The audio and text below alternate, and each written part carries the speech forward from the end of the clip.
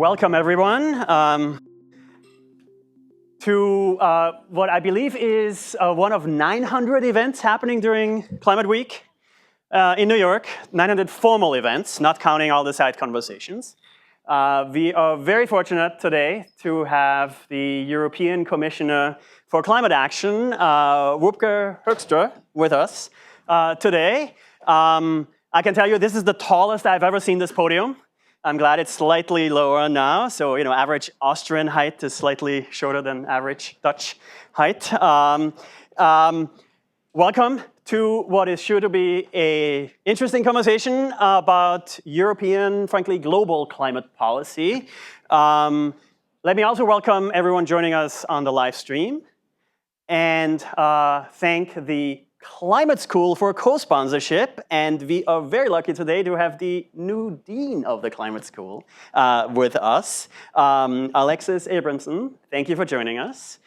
New Dean as of January 1st. Okay, so not yet on the clock. Welcome. Wopke Hoekstra has been with the Commission since October last year, was just reappointed to a full term of 5 years, so you will be in the climate policy conversations for quite a while longer. But I have to introduce your background here, largely because it's a precondition to be able to talk here, to have worked for one of the sort of 3 or 5 consultancies. You are an ex-partner of McKinsey. And before that, you worked for Shell for a few years.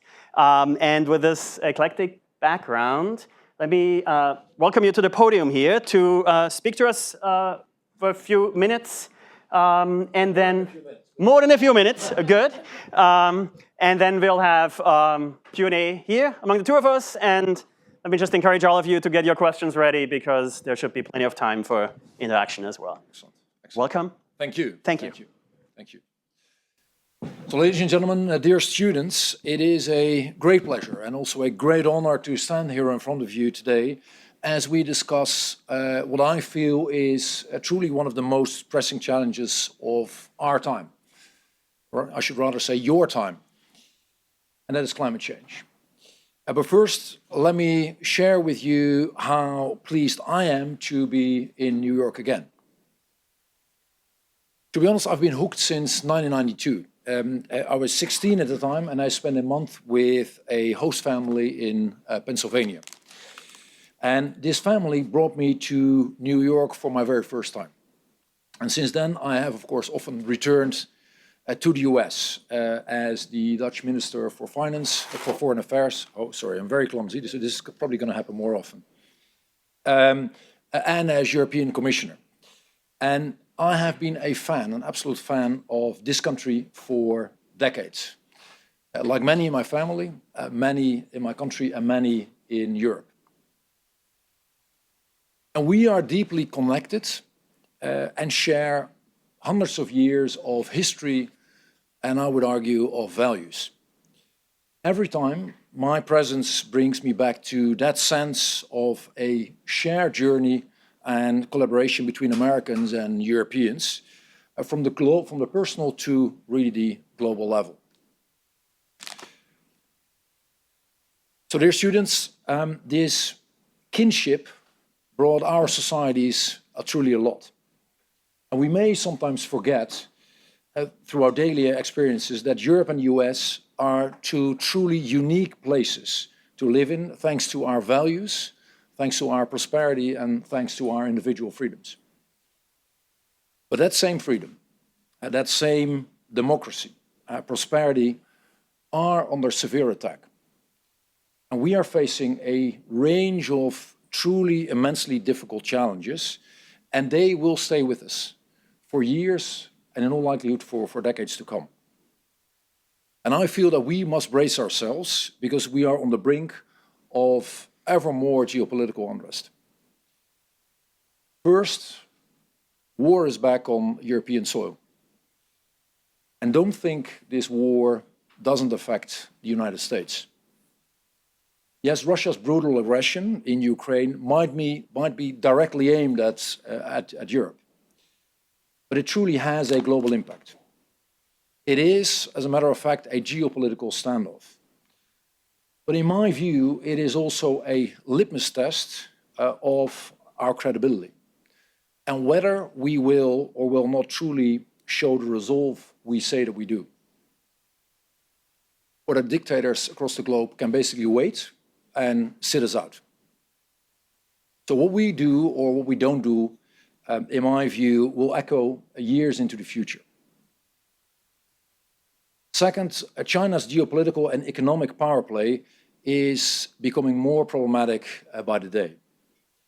Beijing is running a strategy to make our continents more dependent on its crucial raw materials and technology, while at the same time making itself less dependent and hence more powerful globally. And our third joint struggle is a global one per se, and that is climate change. Climate change is truly fundamentally changing the world as we know it. And it will result in rising sea levels, in increased floodings, it will threaten farming, it will threaten food supply, human health and infrastructure. And the scientific evidence, as I'm sure everyone knows over here, the scientific evidence of climate change is overwhelming and unequivocal. Temperature records, rising sea levels, shrinking ice sheets, souring oceans and extreme weather events all point out that our climate is changing, and as a matter of fact, it is changing rapidly. And human activities, and particularly us burning fuels, fossil fuels, are the primary cause. Over 97% of climate scientists who are publishing on the topic agree that human-caused climate change is real. And that shows that climate action is not a belief. It's not a religion. It is an absolute necessity. And therefore, there's a whole range of actions I feel we need to take going forward, and that should be on the top of our agenda. Let me mention three of them. First, I would like to deep dive on what I feel we should do at home. Second, on the level playing field that we need going forward. And third, on doubling down on diplomacy to make sure that the world in general delivers. So first, what it is that we need at home. Today we have literally wildfires in Portugal and California. Southeast Asia is severely flooded, and Storm Boris is causing widespread damage in Poland, in Romania, in Austria and the Czech Republic. And of course, Europe is rushing to provide support. And as we speak, a hurricane is hitting Mexico's Pacific coast. In Nigeria, severe rains recently caused a dam to collapse, displacing over 1 million people.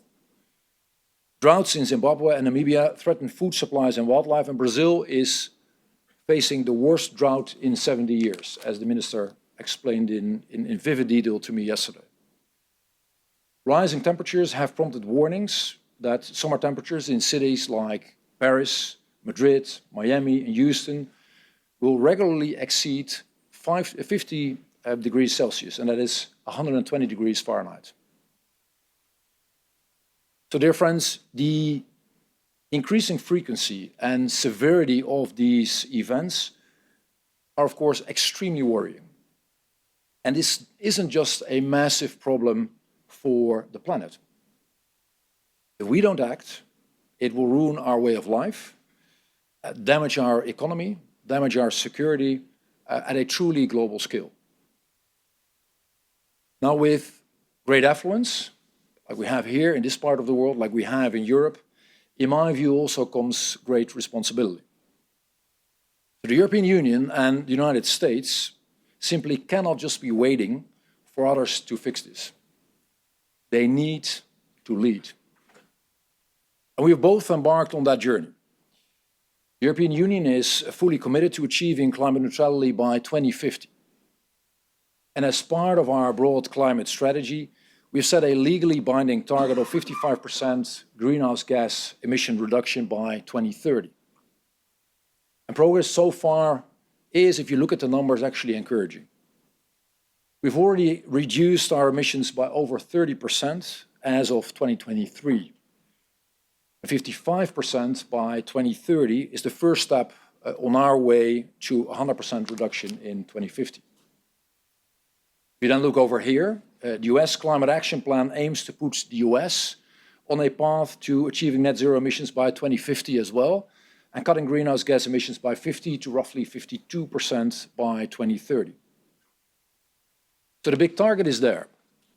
But according to the latest data, the US greenhouse gas emissions have only been reduced by approximately 20% compared to levels of 2005.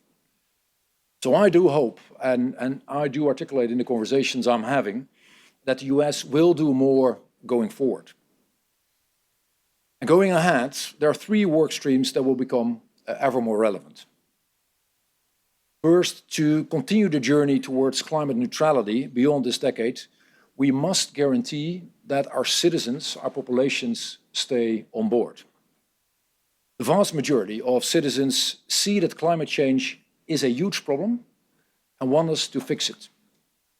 But when they see what it also means at the same time for their energy use, the energy use in their homes, or the cars that they drive, they are afraid for what it means for their way of life. What Europe will do is set out a pathway for reducing 90% of emissions by 2040 towards climate neutrality in 2050. And in order to make sure that that happens, we will need to ensure that our businesses are still around and are able to innovate, and that we give citizens the clean solutions and a transition that is fair for all. And that is, for many citizens, the heart of the matter. So Europe will strengthen and adapt its climate framework.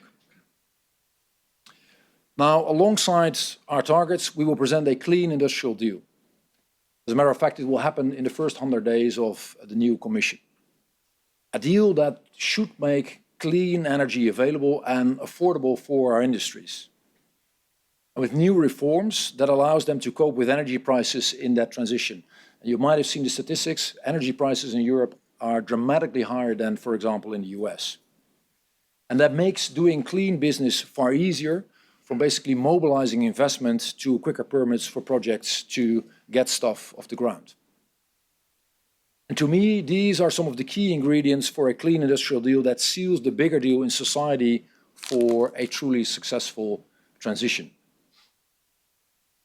Secondly, we must be better prepared to adapt to climate change that is already happening. So you have the domain of mitigation, but adaptation is ever more in focus. We do live in societies where we must prepare for more heat waves. And it is unfortunate, but it is very much necessary. More heat waves, more droughts, more floods, and more extreme weather. Our infrastructure, from dikes, a Dutch specialty, to roads and energy infrastructure, healthcare and other critical infrastructure, must simply become climate-proof so that our economy and our basic services keep on running when the weather actually turns extreme. In Europe, our funding of the transcontinental transport infrastructure requires also to be truly climate-proof.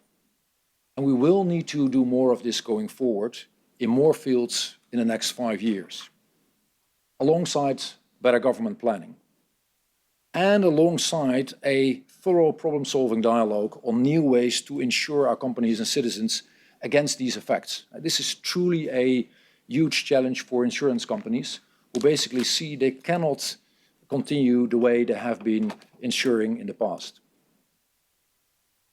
And third, no matter how many laws we enact or money we put aside, smart rules that let markets work for climate, in our experience, are by far the most superior pathway. And in Europe, the tool that has proven to be the most effective thing that we have done in the whole realm of climate action is putting a price to carbon. putting a price on the tons of carbon that, say, a cement plant actually emits. And that then triggers the company to find the most cost-effective way to cut emissions and to basically literally avoid that price. Basically in a market-based way. And what it also does is that pricing carbon then actually creates revenues that you can then reinvest into greening the economy. Our way of pricing carbon, our emissions trading system, if you look at the statistics, if you look at the numbers, is by far the most effective thing we have done on European soil. So I will continue to discuss this also with my US counterparts, because if we only do this in the European market, it will lead to unfair competition, but we're also punching below our weight. On the other hand, if we do it together, it will dramatically boost innovation and carbon exposure, and that will be benefiting everyone.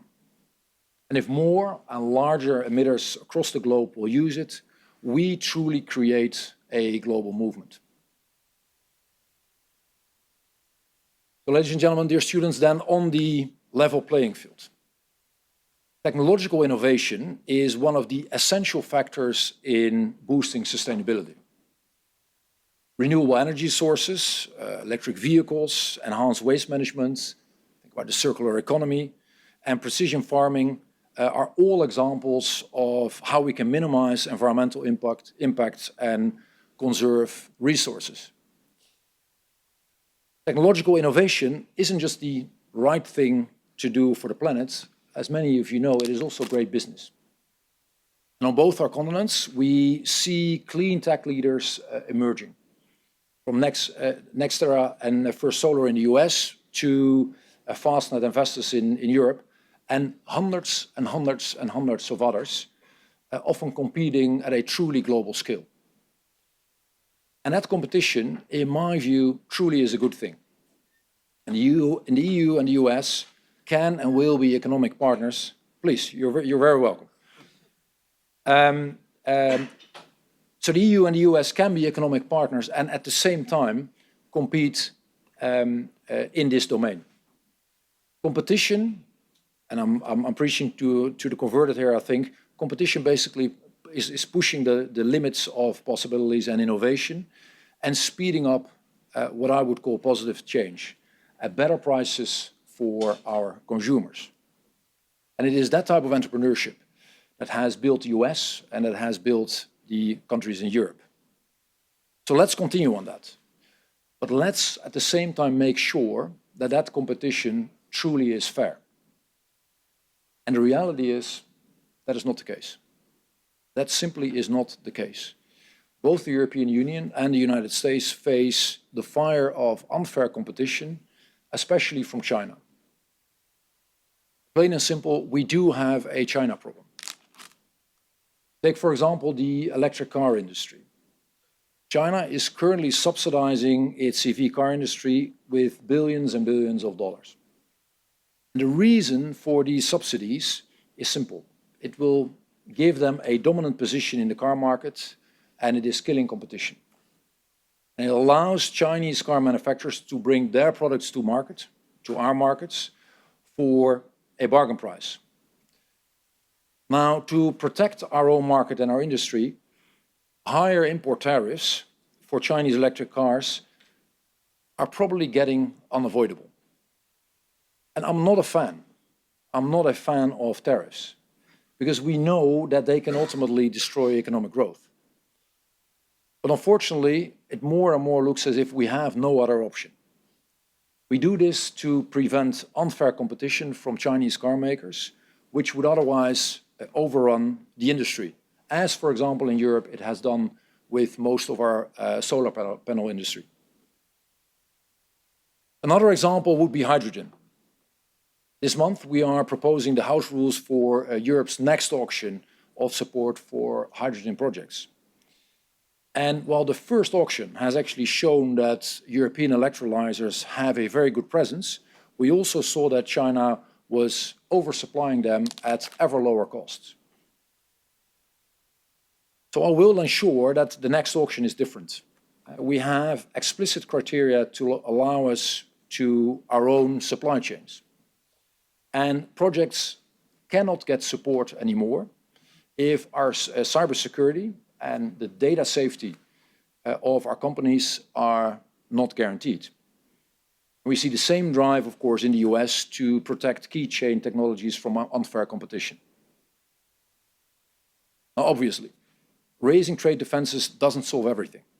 But the more the US and the European Union align, the better the results for all of us will be, including for climate action. So I would say, let's team up.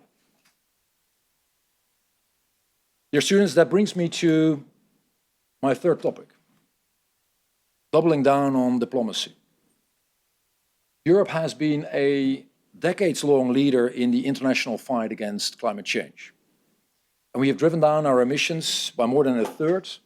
And as I said, we will move to 55% in 2030 and 90% in 2040. But the reality is that will not save the planet, nor will it save Europe. The reason is actually very simple. Today, Europe is responsible for roughly 7% of global emissions. That means that the other 93% are pumped into the air elsewhere. The reality is also that climate change knows no borders. It is indiscriminate and it touches literally all of us, whether you're from the north, the south, the east or the west, regardless of where the emissions take place. So as a global community, no matter how difficult the circumstances are, no matter the global tensions that we all see and we all read about, we basically have no alternative than to work together. Now, I know from experience that international negotiations are always difficult. And even more so if you are around the table literally with almost 200 countries that have to agree on the basis of consensus. And the main question for this year, to make it even more difficult, is who is going to pay the bill? And that is what we have ahead of us at the international climate negotiations called the COP in 47 days from now. For Europe, our ambition is threefold. First, what we want to do is to shore up significantly more resources to address climate change. That means public money, but also making it much easier to involve the private sector. Because public sector alone simply will not do. It will not be enough to fund the bill. Second, we do need to focus the recipients base on those most in need. Think, for example, about the small island development states in the Caribbean or in the Pacific. They bear no responsibility whatsoever for the boiling of the planet. But they are the very first to face the devastating consequences of rising sea levels. And third, in my view, what we do need to do is broaden the contributor base.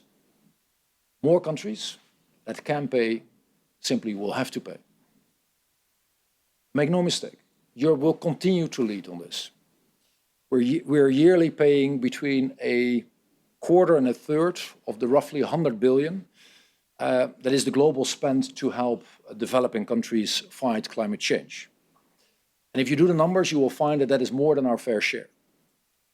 And that's fine, and that is right, and that is just. As I've just said, with affluence comes responsibility. But it cannot be just us. If you are, for example, the richest country on the planet, if you are the leader of the free world, and you are responsible for 13% of global emissions, like the United States, I think you cannot pay less than half of what your European allies are paying. You are incentivized to do more. And if you are able to embark on a mission to the moon, literally, you are responsible for more than a quarter of global emissions, like China, you cannot hide behind the fact that you used to be a developing country 3 decades ago, and you pay zero. You simply need to do more as well. So a step up is required, basically from all involved. And yes, we are doing much better than we used to be doing roughly a decade ago. The problem is time is not on our side. The problem simply has become too big. It has taken us too long to start, and the only pathway for this world, for this planet, is to fast forward climate action. Ladies and gentlemen, let me leave you with two departing thoughts. The first is, yes, we are truly facing, and certainly your generation is facing, an unprecedented set of challenges and disruptions. It's war, it is tyranny, it is climate change, it is democracy and human rights being on the retreat all across the globe. And yet at the same time, I am convinced, truly convinced, that the US and Europe are able to bear any burden and to solve this as long as we unite and do this together. And that brings me to my second thought. I'm not that old yet, but old enough to subscribe to the notion of the writer Robert Van Gulik, who somewhat jealously wrote in one of his books, "There is no substitute for youth." There's no substitute for youth. And in all honesty, I envy you for basically what you have ahead of you. A new academic year at an amazing university in what I think is the most dynamic city on the planet that proudly calls itself the capital of the world. You are very lucky. You are truly very lucky. So I implore you, please, please, please, make the most of it. Expose yourself to new ideas, try new things, meet others, and please, please, please make mistakes. I made a ton of them. And I learned that life is all about trial and error. And if you fall, you simply get up and you continue ever strong. Thank you.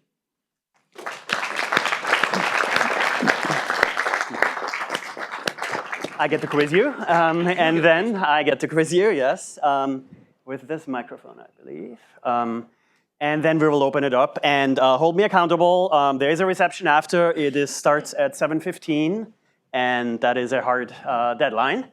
Much like the minus 55 by 2030, the net zero by 2050, and sort of these long-term climate targets, where, frankly, Europe has been in a leadership role for quite a while. Yeah. Yes. Does it work? Can you hear? Very good. Yes. And then comes along this, young, strapping upstart nation and passes the Inflation Reduction Act of 2022. Yeah. And Europe's response is to send several commissioners, not you yet at the time, across the Atlantic to basically plead and say, don't. You are violating trade rules, you're over-subsidizing, a dirty industry left for China, increasingly clean industry left afterwards, and now it's also, the hydrogen companies and the Meyer Burgers of the world are going to the US. I realized that would have been a question for your predecessor, your Dutch colleague, but any regrets, right? Sort of any climate policy steps with hindsight 2024, where you would say, actually, Europe should have passed the Clean Industrial Policy Act sooner, or anything along these lines, where you say, now that we know what we know in 2024, we could have, should have. Right. Well, maybe first on the IRA, because I would tend to think that the picture is much more balanced. And indeed, there were and there still are concerns about Europe, and those center roughly around the whole domain of fairness. I do think what we also recognize is that it has given a huge incentive to companies over here to basically become a lot greener and cleaner. And that is a great thing for the planet. And I admire the US for the boldness of the plan, and of course the speed of its delivery, simply because it has one tax system compared to 27 geographies that we're facing, the speed of the delivery and the practicalities are something, unfortunately, we cannot match. If you would do the numbers, you would find that Europe is still, even if the whole sum of the IRA would double or quadruple, we're outperforming the US in terms of the money spent.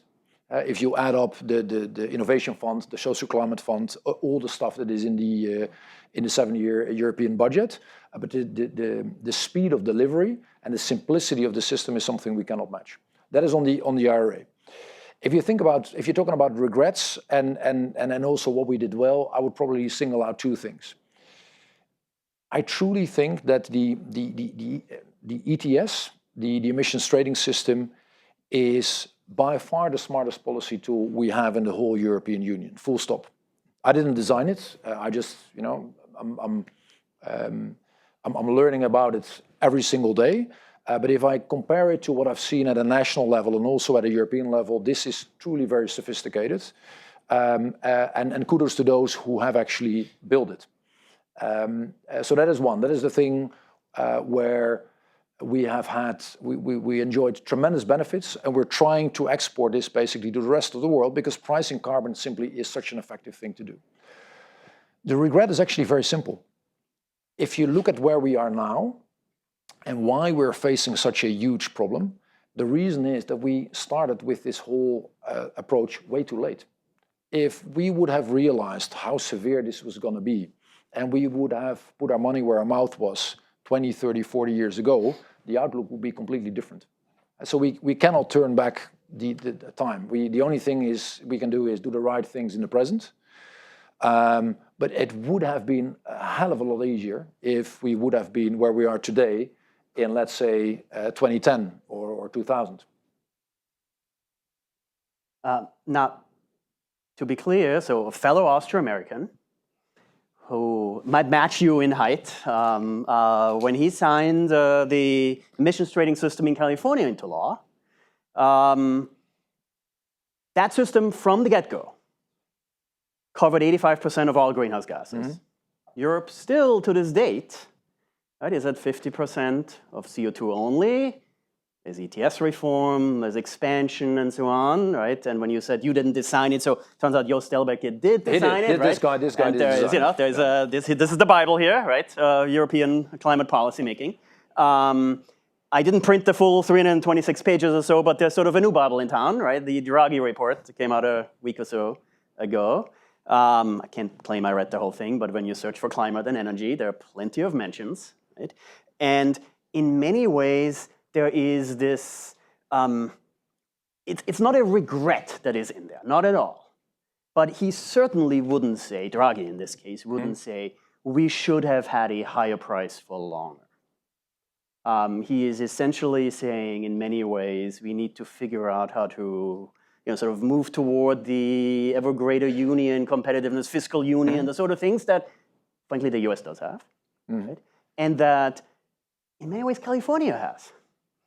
Right? Now, not the spending on the state level, but a better pricing system on the one hand and a better subsidy system. So what is the question? The question is, so EU ETS came first and set the way. Well, California has a better emissions trading system, to put it bluntly.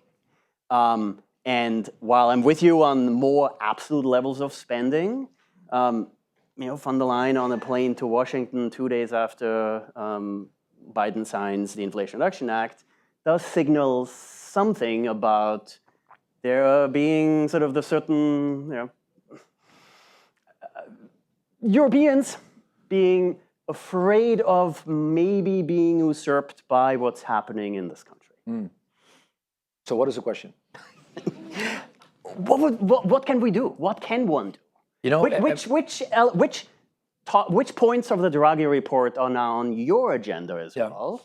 And how do you square this circle of, yes, climate leadership, we need to do more, right, and sometimes there are trade-offs. Well, let me take out 3 things of the Draghi report that I truly like.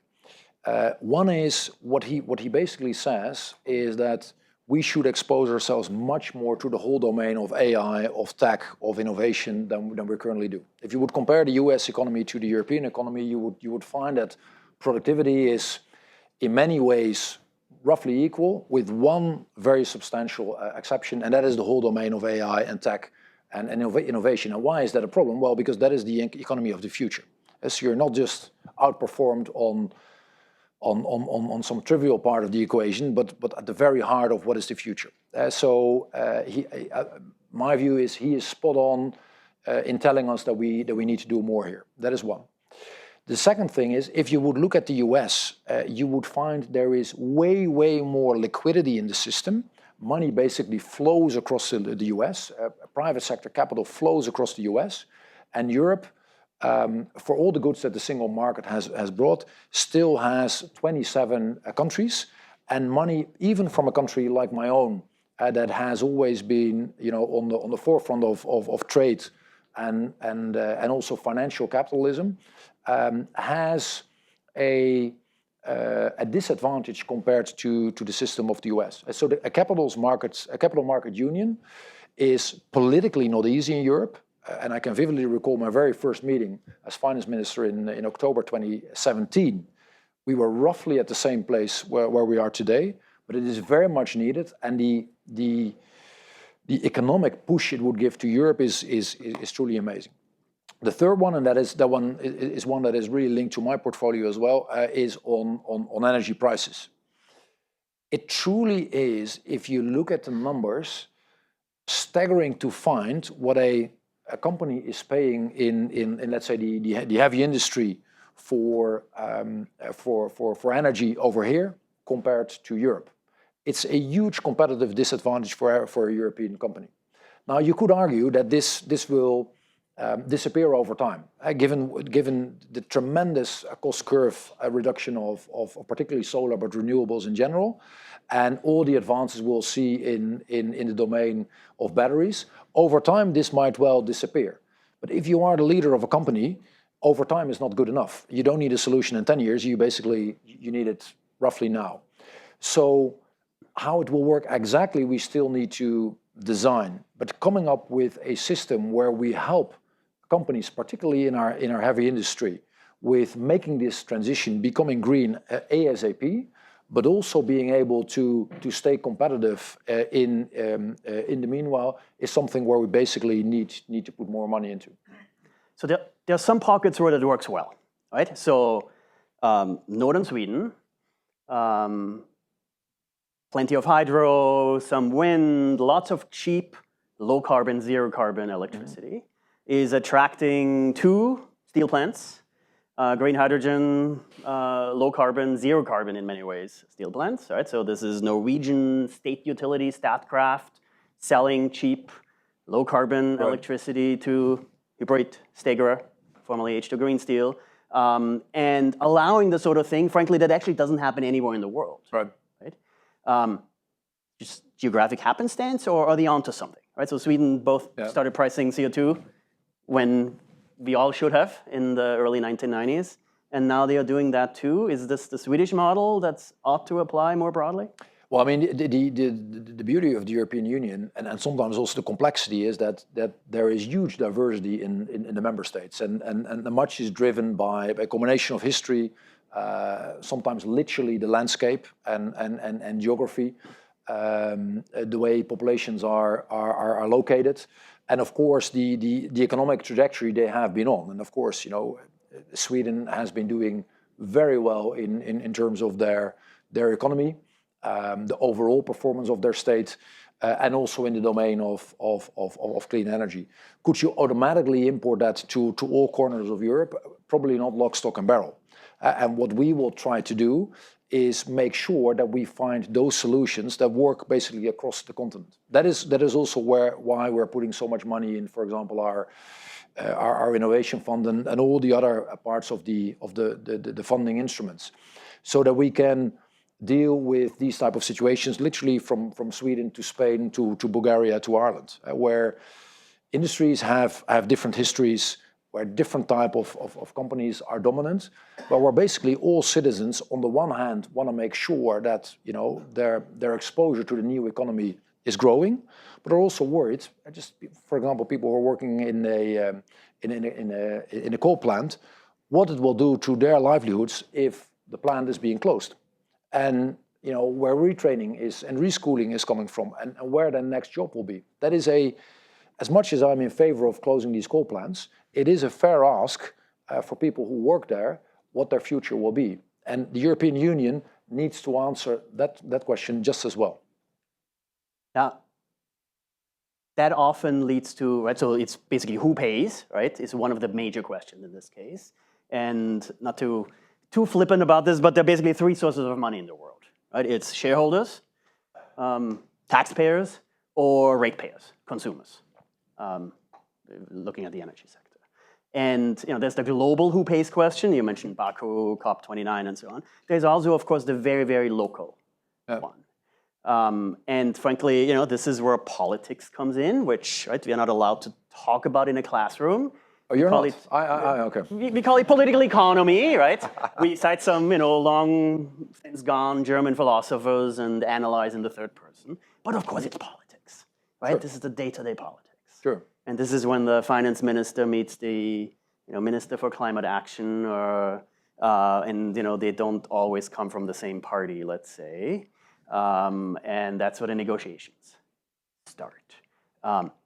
Is it just politics? Or is there sort of some broader agreement where, every once in a while you have maybe one quick thing, carbon border adjustment mechanism, right? We don't have that in the US. We don't have an emissions trading system, so in some sense it's nonsensical to talk about it, but actually that may be the sort of carbon price that we can pass.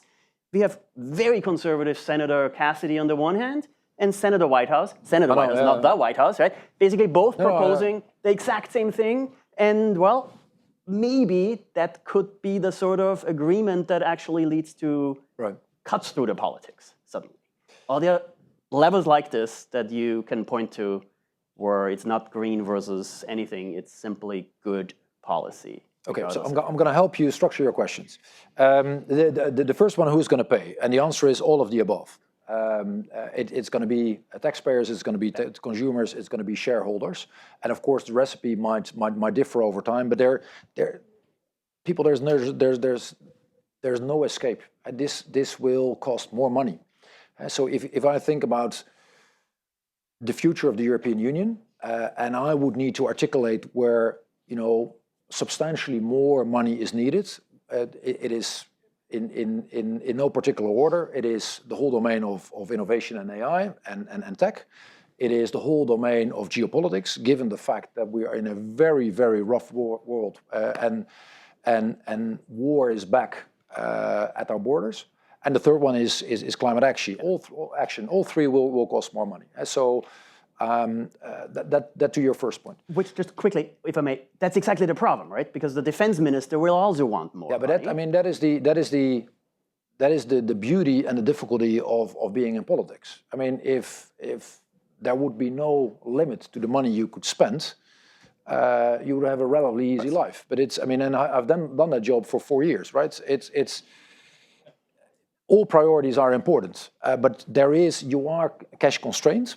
There are limitations to what you can ask from your citizens in terms of taxes. There are limitations to the bill that you can push forward to the next generation. And of course, you can work on productivity, but still, you can only do so much. So at some point in time, you have to face reality, and you have to do priority setting. And that is, of course, where politics come in, where political parties tend to disagree and unfortunately also agree. Now then, to the two senators you mentioned and CBAM, our mechanism basically that is born out of the ETS. So carbon border adjustment mechanism was born out of the logic that if you have this system in Europe and you want to prevent carbon leaking outside of the European, you need to have some sort of a system that makes it fair for companies that operate in the European Union. Interestingly enough, indeed, you have politicians in the US who like that from a content perspective, so they like it because it enhances climate action. You have others who like it because they see a trade element in it by which they can battle unfair competition. We clearly did it for the very first reason. We did it for us. It is not a trade measure. It is something we did for the simple reason of making sure carbon is not gonna leak. But it is true that we're facing those two problems. We are facing the huge problem of more climate action, but I do sympathize with those senators who are worried about what they see that is happening in cybersecurity, who are worried about what they see is happening in terms of non-level playing field, that are worried about data theft and IP theft. It is happening every single day. I just talked to your experts, so let me give you one other example. If you would read, this is all public information, if you would read the yearly reports of the intelligence services of the Dutch government, all public, you would find that year after year they have been explicit that China is the single biggest threat for the economic security of the Netherlands. And let's assume for a minute that that is true. Then it would be naive to think that all the other 26 countries of the European Union don't at least to some extent have the same problem. And it is definitely China, not the fact that Dutch dikes are built for the 10 or 100-year storm, not the 200-year storm. So is there a point where climate might overtake some of these national, or the national security implications of climate suddenly rival the very real economic security question? It is the sobering reality is that where we might have thought in the past about climate change as something that affects species, the planet, the domain of nature, the reality is that that is true, but on top of that we're getting a huge financial economic problem. This is truly on top of mind of many CEOs across industries. And third, the geopolitical domain. What is truly interesting and worrying is that some of the folks who are calling me and want to have a conversation are people from the military, because they see that this has ramifications that are typical for their domain, and that is of course at a global scale. It is people who will start to move because of drought and tensions and fights over water. So large themes. Sometimes it's also very practical, and they are wondering, okay, so if temperatures go up and fluctuate upwards, what does that do to the feasibility of our planes or our choppers?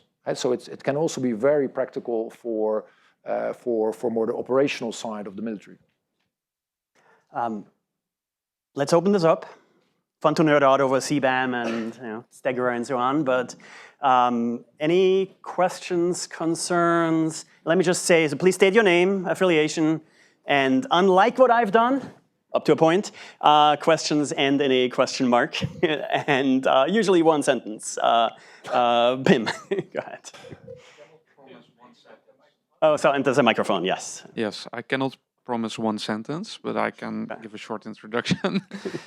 Pim, I'm Dutch, and I'm a student here at the business school.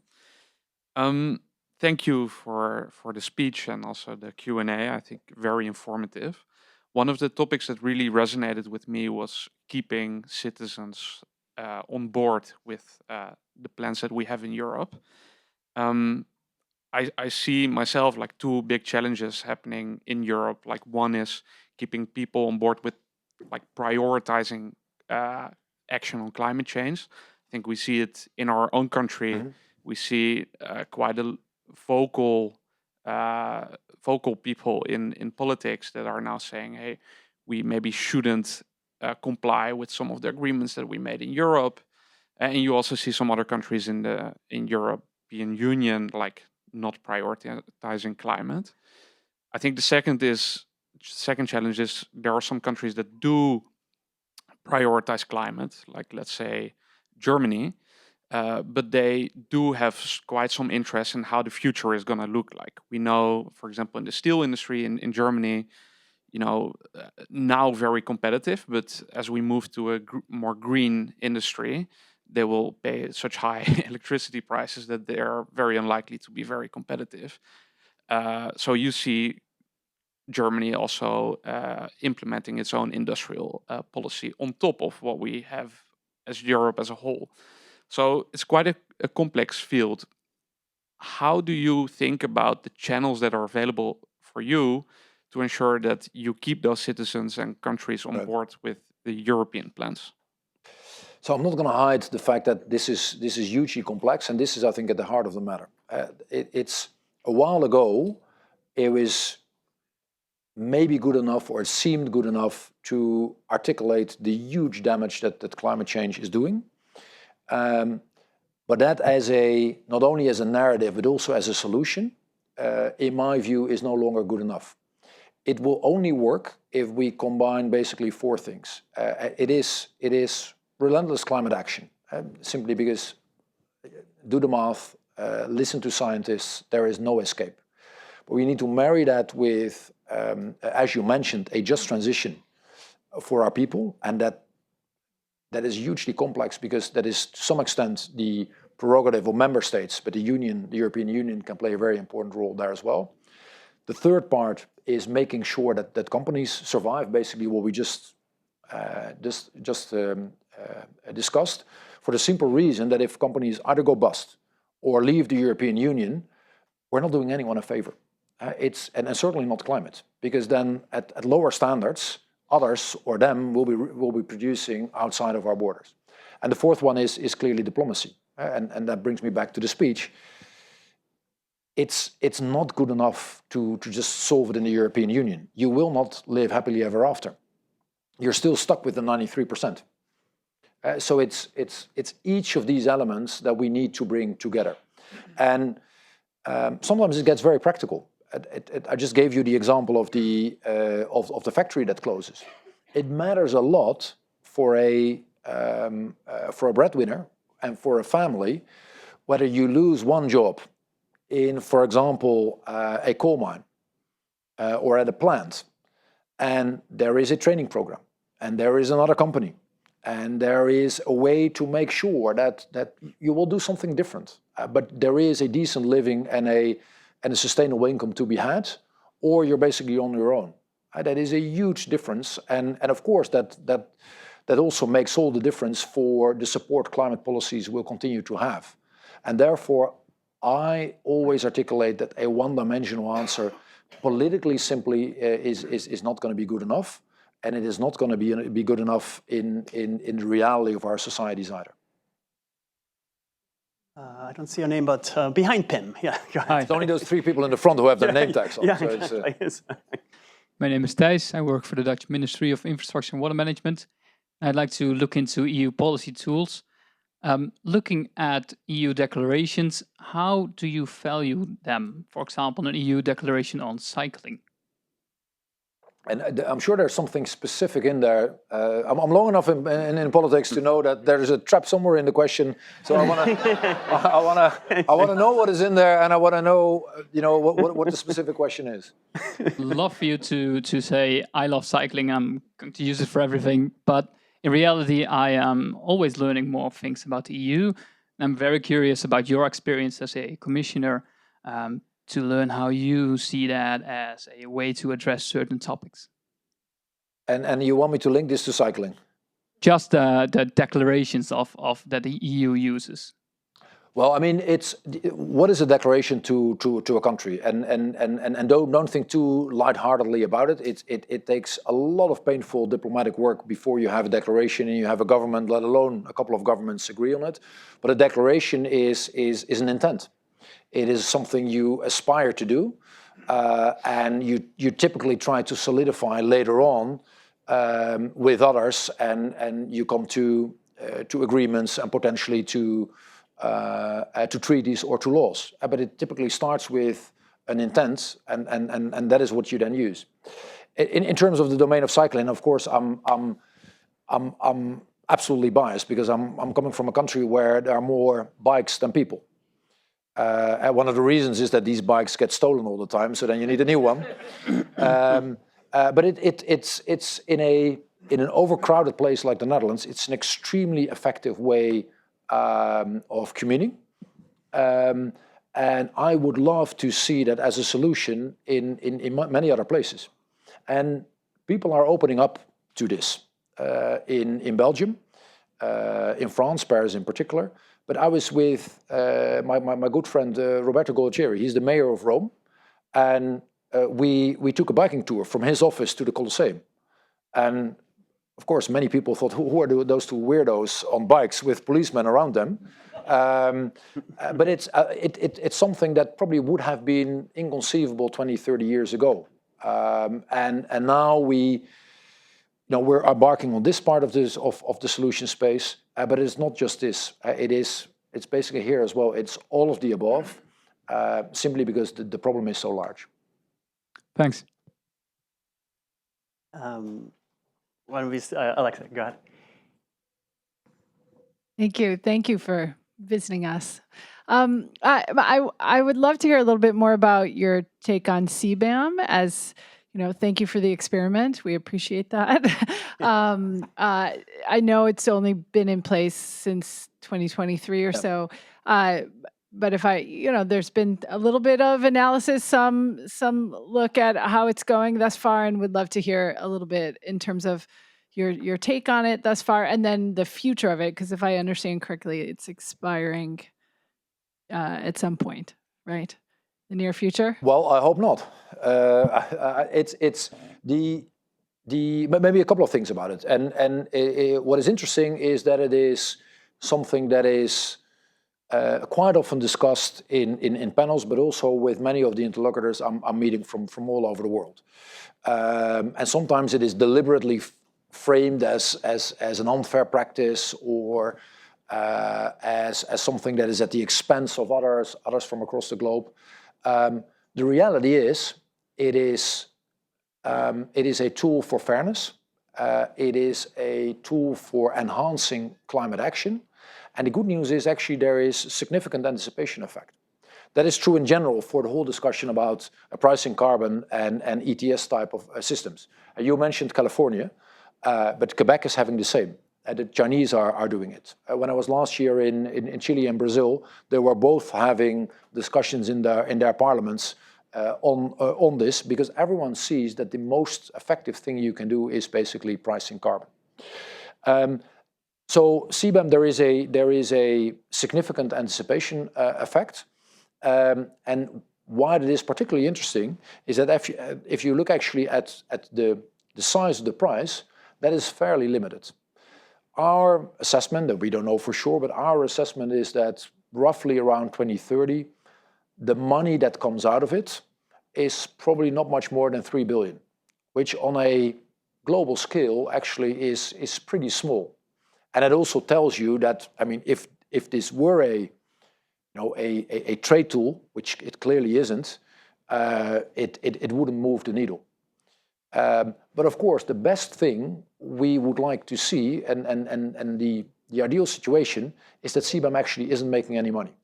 Because if CBAM would not be making any money, it would tell us that the stuff we import into the European Union is okay in terms of carbon. And that is precisely what we should have. Now, maybe one last thing, and then I'm back to the senators you mentioned. Ideally, the world really makes a step up in terms of pricing carbon, not only in domestic markets, but also in terms of the carbon that comes in, because that would have a hugely higher amount of anticipation effects to it. And it would push companies to no longer pollute, but basically become cleaner much more quickly. So if that is possible, and diplomatically it will be extremely difficult, but if that is possible, I would immediately seize the opportunity to do it. So Dean, I hope that is a bit of a sufficient answer to your question. Yeah, to be clear, it's sort of a high-class problem to have, right? But sort of CBAM not making any money is a good sign. carbon tax is not making any money might be an even better sign. I mean, that's But I mean, that's the I, slightly farther in the future. it's further out, but it's with many of these things. I once talked to a doctor who is an expert in the kids' cancer research, and he built an amazing hospital in a city in the Netherlands. And he said, my dream is that we can close this place. In a way, the same is true with taxing carbon. At some point in time, and ideally sooner rather than later, you don't make any money out of it because you have fixed us pumping carbon into the air.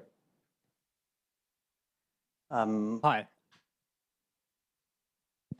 I'm not sure this is... Yes, it's on. Go ahead. I wanted to ask you about carbon capture and storage. It's been billed in the US as a way to transition those hard-to-transition sectors like electricity generation and others. Are there any carbon capture and storage projects in the EU that are working effectively on a commercial scale? And going forward, how much of a role do you see it playing in the transition? It's a very, very good question. And by the way, this is hugely political. You will find that on balance, and I'm exaggerating a bit, you will find that half of the political family will tell you that this is the solution for all our problems. And you will see that people on the other side of the spectrum are basically saying this is one big hoax. The reality, as I see it, is that there is no substitute for significantly driving down emissions. You cannot CCS yourself out of this problem. It simply will not work. You have to drive down emissions. Is it then possible that somewhere in that equation, CCS comes in and could be a solution for some of the hardest to abate sectors? Well, yes, maybe. But then I would like to see the proof of that truly happening. I think that is in the end, I have an agnostic view on these type of technologies. The only thing I care about is, do they work and are they cost effective? And the jury is out, to be frank. EU countries that have effectively scaled it to commercial scale? Well, they are in the process of doing it. There, for example, I saw or I was talking to people who are working on this in Sweden, and I would love to see it. I would love to see them prove the critics wrong, because then we have another part of the solution space that apparently works.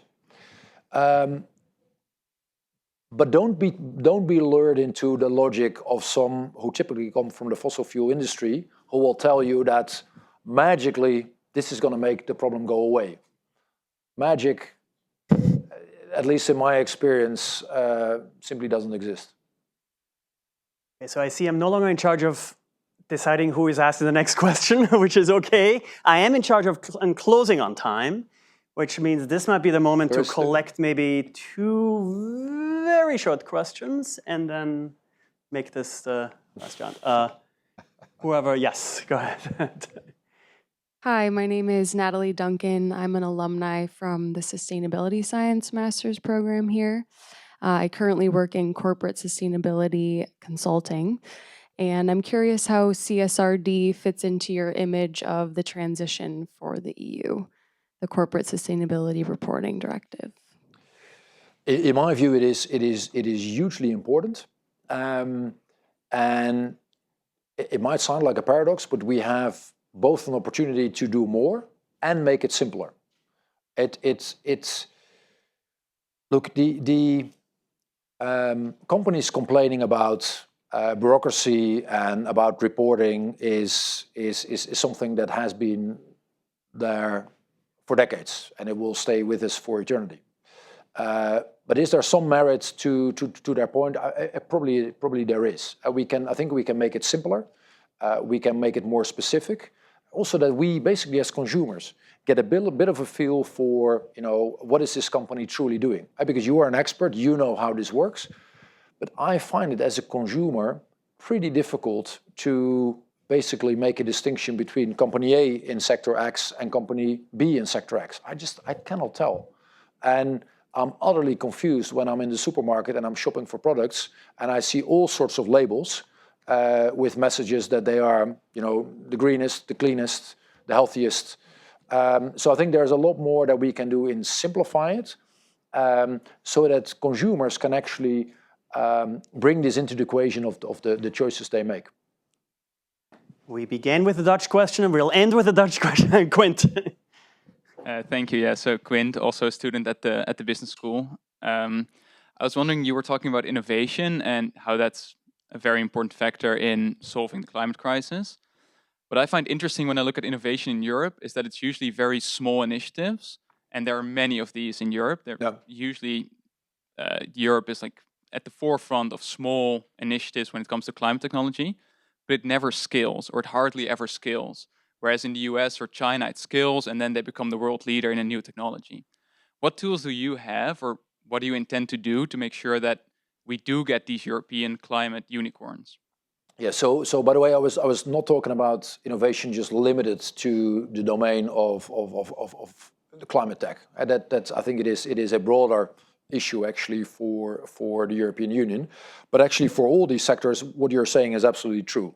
The number of startups is actually quite decent, certainly in the Netherlands, but in general in Europe that is pretty okay. What we don't see is that many companies that make it beyond $1 billion. And one of the reasons for that is, and now we're back to the beginning, if you are, let's say you're an entrepreneur from Belgium, you have a market of, what is it, roughly 12, 13 million inhabitants. If you're so if you want to dominate your country, that is basically your market size. Now imagine you're that same entrepreneur in the US. Where do we stand today? 340 million inhabitants. It's a completely different scale. So what we need to do is make sure we embark on that capital markets union and we further solidify and smoothen the single market. It's one of the great successes of Europe, but it needs further revision so that entrepreneur is almost logically seeing the market of the 27, even though it's countries have their own tax systems and have their own languages, is the marketplace for that entrepreneur. In my view, that is the only way to solve it. Otherwise, that entrepreneur might still be tempted to move over here, for example. With thanks and apologies to those joining us on the live stream, it is time to move on to the reception. But first, let us thank the Commissioner. Thank you. Thank you.